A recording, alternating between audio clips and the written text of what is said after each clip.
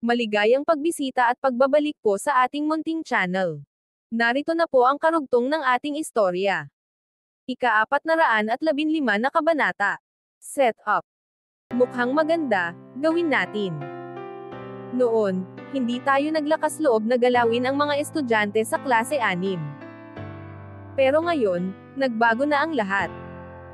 Huhulihin natin si Felicity, pero hindi natin sasabihin sa kanyang mga magulang. Maglalagay lang tayo ng bitag para kay Alex, at siya ang mapapahamak, mapait na sabi ni Billy. Ipakikita natin kung gaano siya kainutil bilang head teacher, at palalayasin natin siya, sabi ni Leonard ng mababa ang boses. Tama, gagawin natin ito mamayang gabi, sagot ni Billy. Nagkamayan sila ni Leonard bilang tanda ng kasunduan at saka umalis. Kinagabihan, habang matatapos na ang klase para sa independent study, tumunog ang cellphone ni Eric. Binasa niya ang mensaheng natanggap at iniwagayway ang kanyang cellphone sa harapan ni Lance. Parating na ang boss kasama ang mga tauhan niya, excited na sabi niya. Hindi malalaman ni Alex kung ano ang darating sa kanya. Ngumiti si Lance. Ang bilis naman. Pero paano sila makakapasok sa paaralan? Hindi ba sinabi kong iwan mong bukas ang gate? Tanong ni Eric habang nakapunot ang noo sa kalituhan. Ang tanga mo talaga. Lumabas ka ng paaralan at gawin mo na lang mismo. May mag-uulat kay Alex at siguradong lalabas siya para ayusin ang problema. Pagkatapos, magagawa natin ang gusto natin, sabi ni Lance. Maganda. Ang mahalaga, kapag nangyari ang aksidente kay Alex, walang magdududa sa atin, natatawang sabi ni Eric. Sa wakas, natapos ang klase, at naglabasan na ang mga estudyante sa silid. Habang inaayos ni Alex ang kanyang mesa, tumunog ang kanyang cellphone. Si Lynn ang tumawag. Alex, may gulo ang mga estudyante ng klase 6 sa labas ng paaralan. Lumabas ka at tingnan mo, sabi ni Lynn. Sige, papunta na ako, sagot ni Alex habang nakapunot ang noo. Malamig ang gabi, pero lumabas pa rin siya. Pagdating niya sa gate, nakita niya si Eric na sinisermonan ni Billy. Nakatuon ang pansin ni Alex sa pagtiyak na walang ibang nasasaktan kaya hindi niya napansin ang hawak na baseball bat ni Eric, handang gamitin sa laban. Paglabas ni Alex, itinuro ni Eric ang baseball bat sa kanya. Mr. Alex, tingnan mo ang mga estudyante mo. Sigaw ni Billy. Plano nilang kunin si Felicity ngayong gabi, pero tinawagan si Billy ng security guard para sabihin sinisira ng isang estudyante ang kanyang sasakyan. Sa sobrang galit, parang sasabog na ang mga ugat sa ulo ni Billy. Wala akong sinasabi sa kanya, giit niya kay Alex. Dahil ikaw ang guro niya, dapat talaga. Naputol ang kanyang sinasabi nang tumunog ang kanyang cellphone. Napabuntong hininga siya nang makita ang caller ID. Pagkatapos ay muling tumingin kay Alex. Mahuli si Felicity ngayong gabi ang susi sa kanilang plano. Kung hindi matatapos ni Billy ang usapan nila ni Alex. Ikaw ang head teacher ng klase 6, kaya iiwan ko ito sa iyo. Sana magbigay ka ng kasiya-siyang resulta, bulong ni Billy, saka mabilis na tumakbo papunta sa dormitoryo. Tumingin si Alex kay Eric, na kunwaring nagpapakita ng pagsisisi sa pamamagitan ng pagyuko ng ulo. Sigurado siyang si Alex ay magpapataw ng mabigat na parusa sa kanya. Sino bang guro ang hindi gagawin iyon? Sigurado si Eric na pagagalitan siya. Sa karanasan niya, mahilig mang-aral ang mga guro, pero hindi siya natututo mula rito. Kung si Alex ang kanyang boss, tiyak na bibigyan siya nito ng matinding palo. Bakit wala siyang sinasabi? Pwede ka nang umalis, kalmadong sabi ni Alex. Pero kahit mahinahon ang tono, napatalon si Eric sa gulat. Hindi siya makapaniwala. Inihanda niya ang sarili, para sa matinding sermon, kung saan sasabihin ni Alex kung gaano siya nadismaya. Inakala niyang magdadaldal si Alex, tungkol sa kung paano siya nagkaroon ng mas mataas na inaasahan kay Eric, at kung ano-ano pa. Handa rin siya para sa mga taktika na ginagamit ng mga guro, tulad ng reverse psychology, para manipulahin ang mga estudyante tungo sa mabuting asal. Pero walang sinabi si Alex. Hindi mo ba ako pagsasabihan? Tanong ni Eric. Bakit kita kailangang sigawan? Ano bang malaking isyu dito?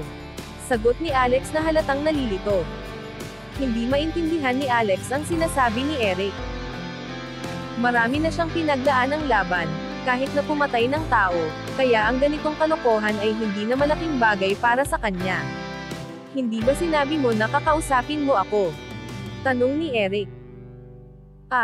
Halos nakalimutan ko, sagot ni Alex. Ang masasabi ko lang, kung sisirain mo ang windshield ng kotse, huwag kang magtagal sa paligid para hindi ka mahuli. Naiintindihan mo. Hindi makapaniwala si Eric. Ang taong ito ay wala talagang pakialam, bulong niya sa sarili. Hindi man lang siya kinastigo o dinisiplina ni Alex. Habang hinihintay si boss, napagtanto ni Eric na kailangan niyang magpatumpik-tumpik at panatilihing kausap si Alex upang gumana ang kanilang plano. Hindi mo ba gustong malaman kung bakit ko sinira ang kotse ni Director Wild, gayong marami namang ibang kotse rito? Tanong ni Eric na may sigasig. Sa totoo lang, hindi interesado si Alex, pero naisip niyang manatili at makinig. Sige, sabihin mo, sagot niya. Kasi palagi niyang tinutokso ang mga estudyante, lalo na ang mga babae. Ilang beses ko na siyang nakitang ginagawa iyon, paliwanag ni Eric. Bago pa makapagsalita ulit si Alex, tumunog ang kanyang cellphone. Si Lynn ang nasa kabilang linya. Mr. Alex, may problema sa mga estudyante ng klase 6. Sa pagkakataong ito, nasa dormitoryo ng mga babae. Magkita na lang tayo sa opisina ng principal, sabi ni Lynn.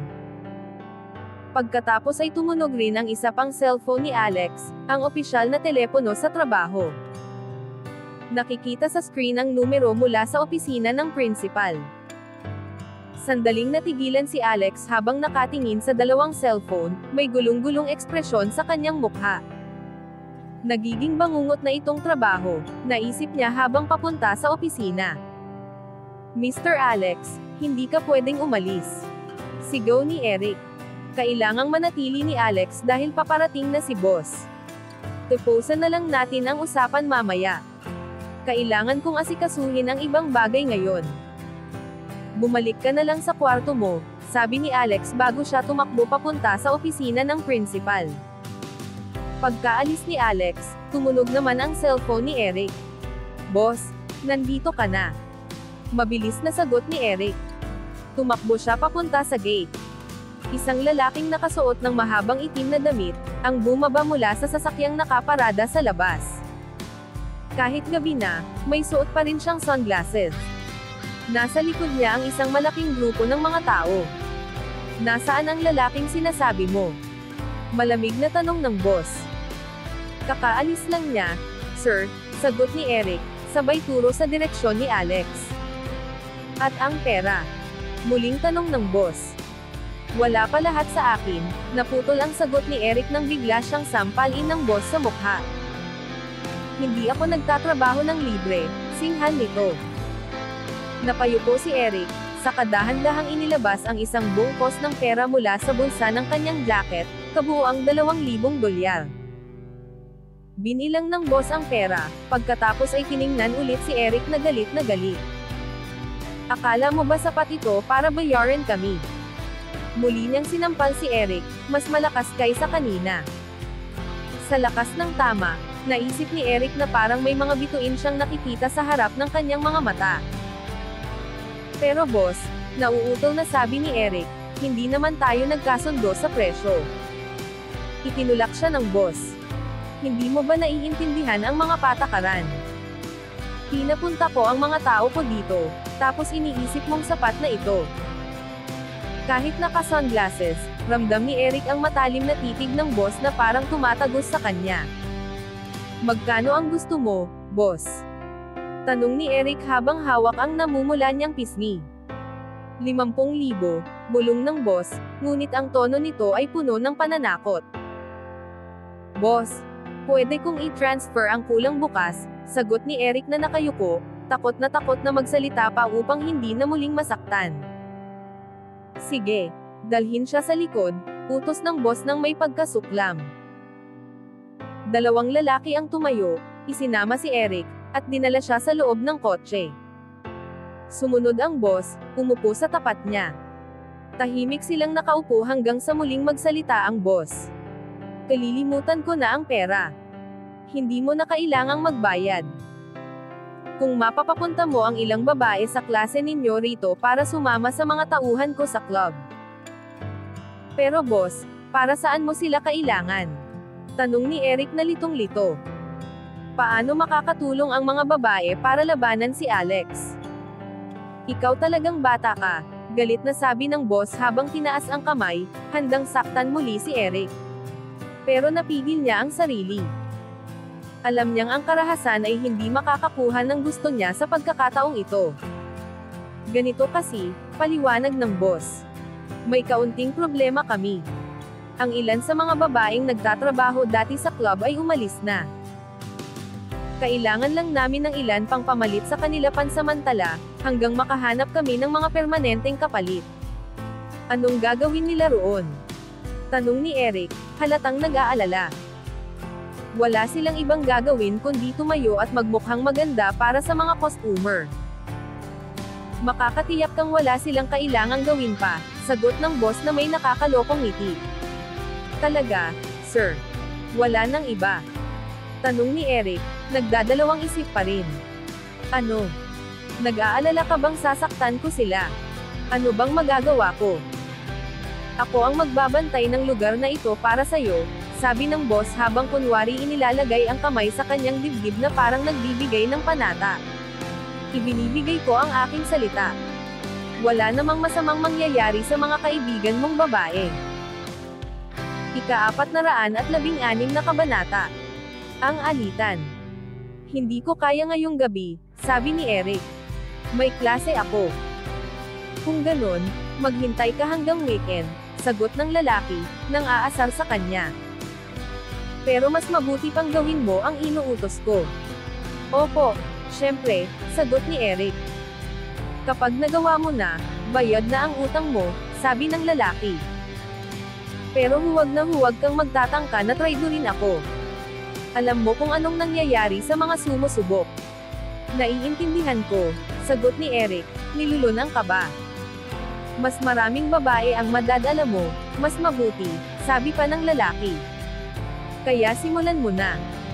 Tumango ang lalaki sa kanyang mga tauhan, na siya namang naglabas kay Eric mula sa sasakyan. Pinanood ng mga lalaki habang papalayo si Eric. Kamakailan, maraming negosyanteng dumadalaw ang naghahanap ng kabataang babae para samahan sila. Kaya kailangan nilang humanap ng paraan upang maibigay ang gusto ng mga ito.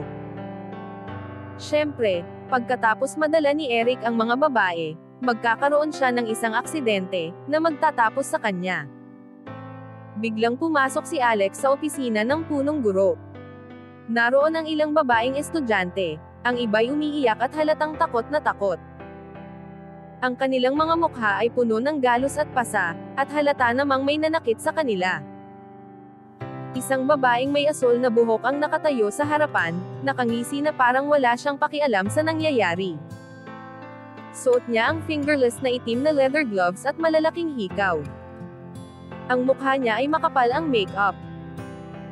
Ang ibang mga babae ay halatang upset, ngunit ang babaeng may tato ay walang ibang ipinapakita kundi panghahamak at kawalan ng respeto. Hinagod ng tingin ni Alex ang buong silid, at ang ilang mga babae ay tumingin pabalik sa kanya. Ano na naman ang problema? Tanong ni Alex habang napabuntong hininga. Pinagsisihan niyang napunta siya sa Oak Ridge High School. Hindi ito nagbigay ng masalimuot na laban para sa buhay, at kamatayan, ni ng tahimik at walang iniintinding buhay. Sa halip, puro mabababaw na alitan ang kanyang kinakaharap. Napagod na siya sa mga paulit-ulit na ganitong bagay. Problema. Ulit ni Billy, nang aasar sa kanya. Hindi ba mahalaga ito sa'yo? Wala ka bang pakialam sa mga estudyante? Papunta na ang mga pulis, dagdag ni Billy. At kung hindi natin ito maaayos, maaaresto si Felicity.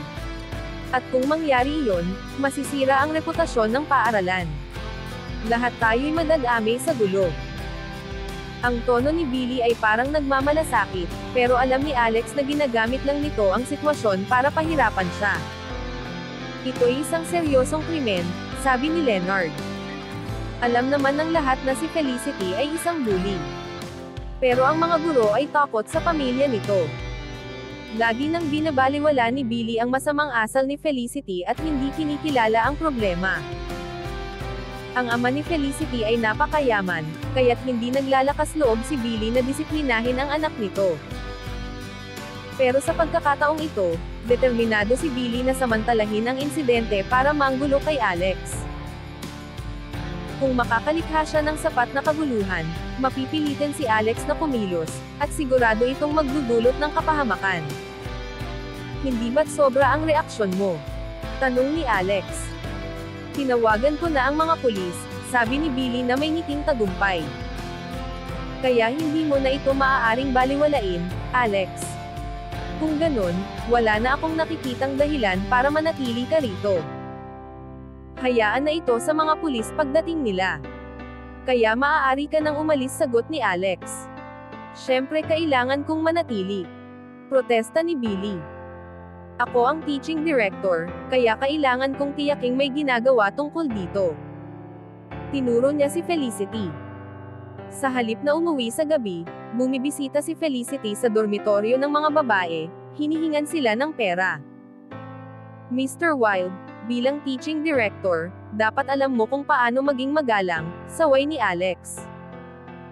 Wala bang nagturo sa iyo na bastos ang mangduro ng tao? Nanggigil si Billy habang masamang nakatitig kay Alex. Maling tao ang pinoprotektahan mo, sabi ni Leonard. Si Felicity ay nambubuli ng mga kaklase niya, binubugbog sila, at hinihingan ng pera. Hindi siya ang biktima rito. Paano naman ang mga kawawang batang ito? Pilit ni Alex na pigilan matawa. Alam niyang kailangang ayusin ang sitwasyon kay Felicity ng maayos, pero hindi siya makapaniwala na ang dalawang gurong ito, ang may lakas ng loob na pagsabihan siya tungkol dito. Felicity, sumama ka sa akin, sabi ni Alex, itinuturo ang pinto. Hindi mo siya pwedeng hayaang umalis, babala ni Billy. Nagawa niya ang isang krimen. Kung tutulungan mo siya, magiging kasabwat ka niya. Ngumisi si Billy, halatang nasisiyahan sa paglikha ng gulo. Sino ang nagsabing palalayasin ko siya? Tanong ni Alex. Sa tingin ko, dapat paghiwalayin muna natin ang mga batang ito habang inaayos ang lahat. Dinala ni Alex si Felicity sa ibang silid. Pagkatapos ay bumalik siya upang kausapin ang iba pang mga estudyante. Magkano ang kinuha ni Felicity sa inyo? Tanong ni Alex. Patuloy na umiiyak ang mga bata, halatang labis ang kanilang pagkabahala para makasagot.